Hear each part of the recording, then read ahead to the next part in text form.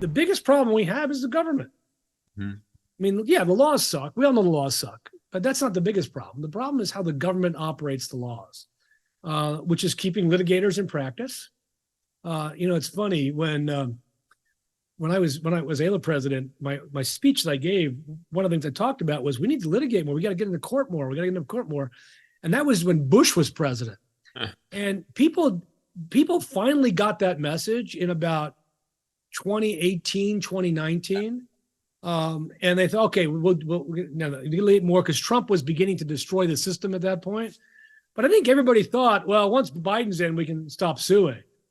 Well, no, now it's worse. Yeah. Because he didn't put people in charge of the system that were competent to fix it. They will say, well, it was really badly broken. We all know it was badly broken. Mm-hmm. We saw how badly broken it was. But you can't take 3 years to fix something. Yeah. It's unconscionable to take that long to fix stuff. I mean, the headaches I see is the embassies aren't staffed. They're slowed down. Like, go to Pakistan are waiting 2-3 years for a U.S. citizen marriage case for interview. That's like, that's unconscionable. You must be talking about Montreal. The worst consulate in the world right now, for me at least, is Montreal. It's funny. We did a lot of litigation with the fiancé visas in 2020 and 2021 because they just stopped doing them. Right? You just can't stop working. I'm sorry. There's a pandemic, but you can't stop working. And I think that litigation was very helpful to the Department of State because it forced them to figure out how to get stuff done faster. But you still see today consulates in certain parts of the country, like during the DV lottery this last year, was it Algeria that one country just basically didn't do them? I forget which African country we was, but they just didn't do it. They just said, no, sorry, we're too busy to do other stuff. So they just let 3,000 people not get green cards, And so Department of State's a mess. Now that's a direct result of two things. One, and what was the name of the Trump's first Secretary of State, the Exxon dude? I can't remember his name, a bigger guy. Yeah, the big guy, right? So he basically got rid of all senior leadership at State. He basically forced them all into you don't know if you know this, he forced them to do FOIAs. So you had ambassadorial level people, lifers, doing FOIA responses in the basement at Foggy Bottom. Half the officers quit. I know at least 4 that are AILA members that quit during that time period. 3 that had hiring freeze. Yeah. So they went down to 50% like that overnight. And you just can't hire foreign service officers that fast. The way they train them takes a couple of years to become a foreign service officer and be able to do the adjudication process correctly.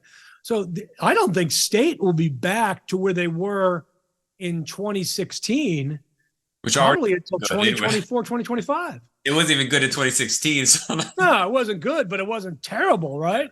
But the idea that you can take 2 years to get a green card to a spouse of a U.S. citizen, that's outrageous. That's why I'm so glad to see the litigation, people finally waking up that consular non-reviewability does not apply to State Department's actions. It only applies when they make a decision, not beforehand. So there's that great case that just came out recently. Where was it, Nebraska or Kansas or someplace like that? It said, no, a spouse can sue on this. You can't just deny somebody for no reason at all. You can't just not adjudicate a case. As long as you can stay out of D.C. on these State Department cases, you're going to keep making them do their job. Well, they're trying to keep transferring the cases to D.C. now, from what I hear. They're trying to move it around, but it's a disaster. What's disappointing is the lawsuits definitely do work, and that's been my recommendation. Everyone get involved with this, but it's created like this extra filing fee.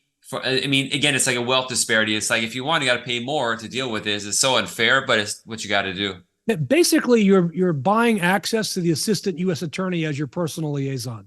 That's what I tell people. Is look, you need your personal liaison. InfoPasses no longer work. NVC doesn't answer their phone anymore.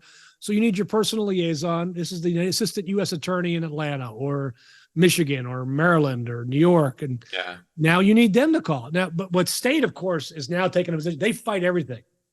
State has decided we fight everything.